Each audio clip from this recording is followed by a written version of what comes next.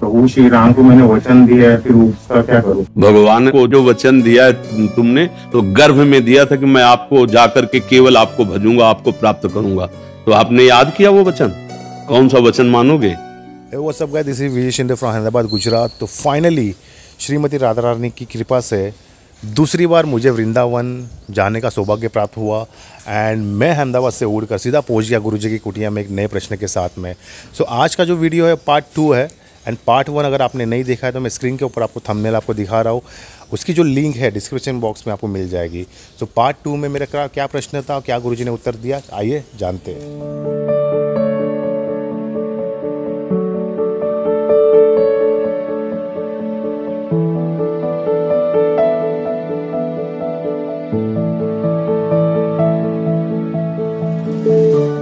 विजय पांडुरंग शिंदे जी। राधे राधे। राधे राधे महाराज जी, आपके चरणों में कोटि कोटि प्रणाम। महाराज जी, ये प्रश्न बहुत दिन से मेरे अंदर चल रहा है। महाराज जी, मैं जब भी घर से बाहर निकलता हूँ तब मनुष्यों के अलावा जितनी भी योनि पशु पंछी उनको देखता हूँ तो मेरा हृदय जलने लगता है। उन्होंने खाना खाया कि नहीं, जब भी मैं खाना खाने बैठता हूँ तो उनके सभी के चेहरे आते हैं जिनको मैंने देख के आया हूँ। हाँ, वैसे आपकी भावना को प्रणाम है, बड़ी पवित्र भावना है। जो आप तुम पशु पक्षियों के खाने के लिए सोच रहे हो तो प्रणाम योग्य भाव है नहीं? आजकल तो लोग खाना खाने में देखते किस पशु का है इसमें, प्रायावृत्ति बिगड़ती चली जा रही है। इन कोमल पशुओं की हिंसा करके उनको रांध के बड़ी पार्टी समझा जाता है पशुओं के मांस का। ये तो बड़ी कृपा है आपकी, आप जब खाने बैठते हो तो आपको पशुओं की याद आती कि वो खाए कि नहीं खाए। पर अब हम आपको ये बता रहे हैं कि आप जिनके अंश हो, आप अंश हो, एक चिंगारी हो, वो संपूर्ण जगत का अनंत ब्रह्मांडों का परमात्मा है, वो किसी को भूखा नहीं रखता है। एक बार वीर शिवाजी, छत्रपति शिवाजी समर्थ गुरु स्वामी रामदास जी के पास गए और कहा, गुरुदेव आपकी कृपा से ये जो अकाल पड़ा था इसमें किसी को भूखे नहीं रहने दिया, पूरा खजाना खोल करके सबको। तो उनका एक हथौड़ा उठाओ, आओ। वैसे चट्टान सी थी पत्थर की, बोले तोड़ो इसे। तोड़ा तो मिट्टी में दबे हुए मेढक थे, तो हास्ट पुष्ट एकदम। बोले इनको खवाया? बोले नहीं गुरुदेव। बोले कैसे बोल दिया कि अकाल में सबका भरण पोषण किया? सबका भरण पोषण करने वाला वो समर्थ प्रभु है, तुम्हें एक निमित्त मात्र बना दिया है, वो सबका भरण। कोई कोई पशु है कि कुंतल कुंतल मांस उनको चाहिए, एक एक कुंतल, ऐसे है ना इंसाक अजगर आदि, उनको ऐसे भगवान उनको देते, उनका पेट भरते।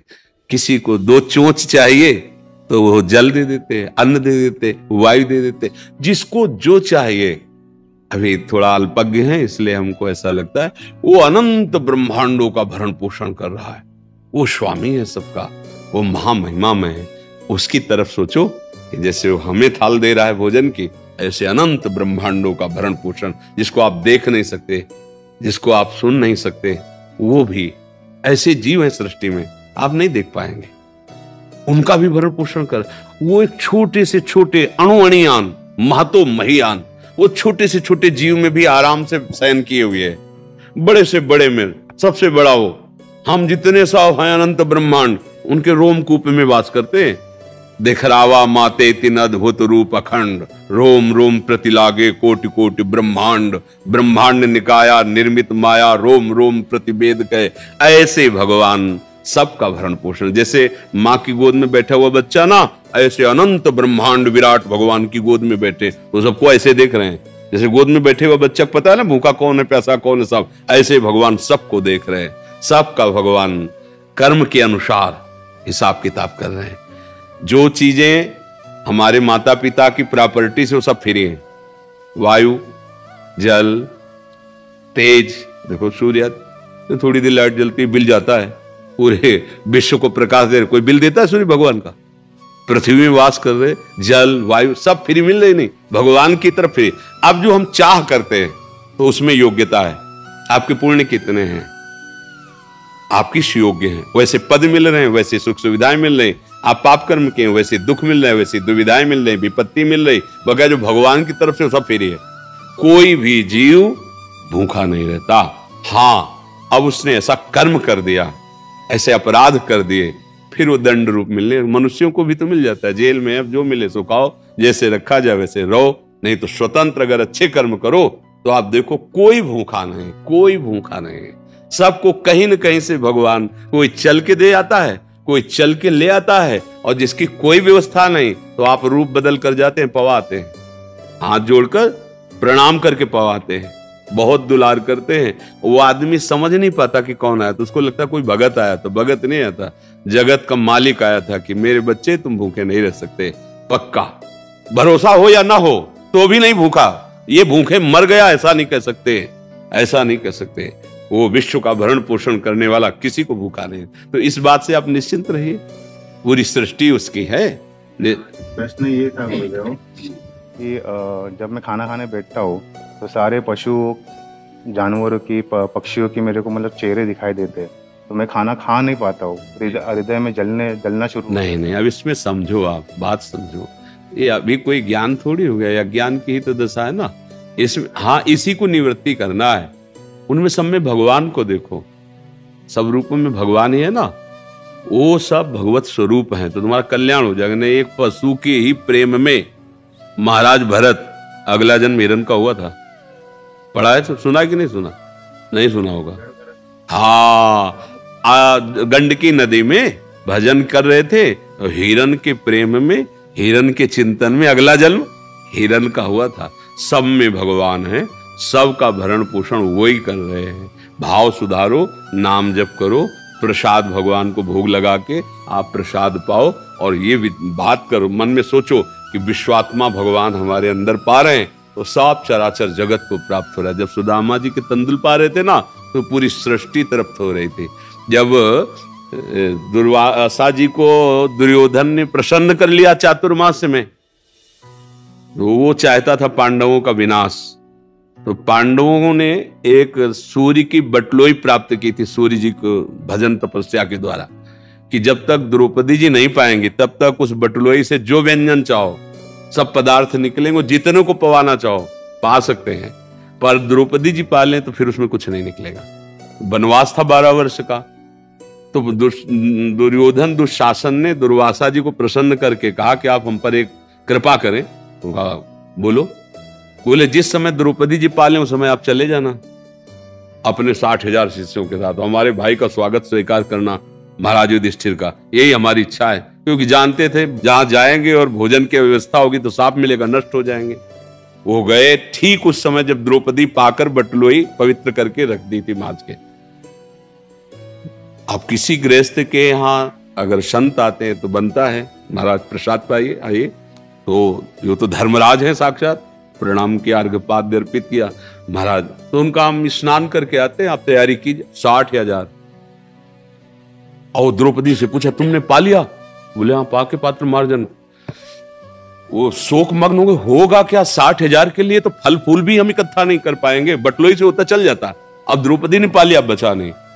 तो द्रौपदी इनका मूर्छित क्यों हो गए?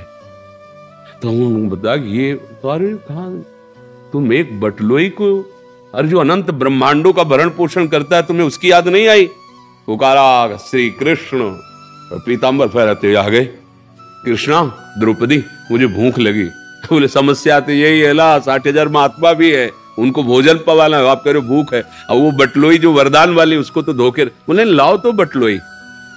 एक सीत निकाला, कर तुम अकर तुम अन्यथा कर तुम। पहली बात तो सूर्य का वरदान था कि द्रौपदी के पाने के बाद उसमें कुछ नहीं बचेगा, तो सीत कैसे बच गया? दूसरी बात, कोई भी पवित्र भाव रखने वाली आप पात्र को जूठा कैसे रख देगी कि उसमें लगा रहेगा? द्रौपदी जैसी वो भला पवित्र पात्र रख देंगे धुला हुआ, लेकिन कर तुम अकर तुम अन्यथा कर तुम। एक सीख से एक सीत निकाला और ऐसे का विश्व पूरा तृप्त हो गया। जाओ बुला लो। दुर्वासा जी जितने ऋषि थे सब यहां से भरे थे, जब गए बुलाने के लिए महाराज, तो उनका वरदान ले लो हमसे, हमारी एक कवल खाने की इच्छा नहीं है। समझे आप? वो एक सीत पाले तो पूरा विश्व तृप्त हो जाता है। तो जब आप पावना तो भावना करो, वो कृष्ण हमारे हृदय में बैठा है, हम उसको पवा रहे हैं और उसके द्वारा सारे विश्व का भरण पोषण होगा। ऐसी भावना से आओ। ऐसे देखो, भाव पवित्र है पर अज्ञान युक्त है, इसको और निर्मल बनाओ जिससे आपको परमानंद की अनुभूति हो जाए। प्रभु के सिवा और कोई नहीं है। ये आखिरी स्थिति होती जानना। पर अभी ये जान लो कि प्रभु सबका भरण पोषण करते हैं। आपकी दयालुता का स्वभाव है। तो संतों ने कहा दया बिना साधु कसाई, और दया करी तो आफत आई। बहुत होश में दया को संभालना है। दया बिना साधु कसाई, और दया करी तो आफत आई। बीच का मार्ग निकाल लो। बीच का क्या है? वो दया जिसमें भगवान की याद चली जाए, वो फंसाने वाली है। और जिसमें भगवान की याद बनी रहे, वही दया मंगल करने वाली है। सब में वही उसी का रूप समाया, चराचर जगत वही बना हुआ है। भाव में आओ, ये दुख मिट जाएगा। समझ रहे आप? प्रभु श्री राम को मैंने वचन दिया है, फिर उसका क्या करूं? भगवान को जो वचन दिया है तुमने, तो गर्भ में दिया था कि मैं आपको जाकर के केवल आपको भजूंगा, आपको प्राप्त करूंगा। तो आपने याद किया वो वचन? कौन सा वचन मानोगे? गर्भ में तुमने वचन दिया है, एक बार माँ के गर्भ से निकाल दो, ऐसा भजन करूंगा, दोबारा किसी योनि की माँ के गर्भ में नहीं जाऊंगा। वो याद है तुम्हें? नहीं याद है ना? ये याद कर लो। उसी की पूर्ति के लिए सब है। अगर बीच में फंसे तो फिर फंस जाओगे। एक मात्र जड़ चेतन जग जीव जत सकल राम में जान, ये सब में उसी का रूप समाया।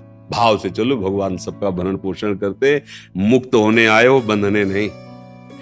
छुपा छुपी का खेल, हर पर्दा लगा के वही प्रीतम खेल रहा है, दूसरा नहीं। आगे बढ़ोगे। पर बहुत अच्छा भाव है आपका, सात्विक भाव है, दया भाव है। हम पहले कहा, इसलिए प्रणाम करते हैं इस भाव को। कम से कम पशु पक्षियों के प्रति आपका ऐसा दया का भाव, नहीं तो लोग राक्षसी भाव को प्राप्त हो रहे हैं। पशु पक्षियों की हत्या करके, रांधना, जिंदा जला के खाना। बड़ी कृपा है आपके ऊपर जो आप ऐसे। पर इससे और उठो, जैसे लड़का कोई गोली डंडा ऐसे लिख देना स्कूल में, तो पहला वाला तो उसे शाबाश दिया जाता है। पर वो 2 साल ऐसे लिखता रहे तो थप्पड़ मारा जाता है कि आगे बढ़ो, इसके आगे भी है, इतना नहीं है। तो जैसे आप हो ना, पहली बात में प्रणाम किया कि आपकी बात प्रणाम करने योग्य, धन्यवाद हो गए। पर इतना ही नहीं है, और ऊपर उठो, जिससे आप अखंड आनंद को प्राप्त हो, प्रसन्नता को प्राप्त हो। दुख तुम्हें छू न जाए, ब्रह्मभूता प्रसन्नात्मा। समझ रहे ना? रुको रुको रुको, अभी पिक्चर खत्म नहीं हुई। तो ये थी मेरी और गुरुदेव की साथ में एकांतिक वार्तालाप जो आपने देखी। एंड अब मैं आपको मथुरा वृंदावन धाम के पूरे दर्शन कराने वाला हूँ, और इतने अमेजिंग शॉट्स लिए हैं कि दिल खुश हो जाएगा आपका। तो ये रहा आपके स्क्रीन के ऊपर। जाऊंगी सखी वृंदावन जाऊंगी, अरे मेरे उठे विरह की पीर सखी वृंदावन जाऊंगी, मेरे उठे विरह की पीर सखी वृंदावन जाऊंगी, अरे मेरे उठे विरह की पीर सखी वृंदावन जाऊंगी, मेरे उठे विरह की पीर सखी वृंदावन जाऊंगी। जय जय श्री राधे।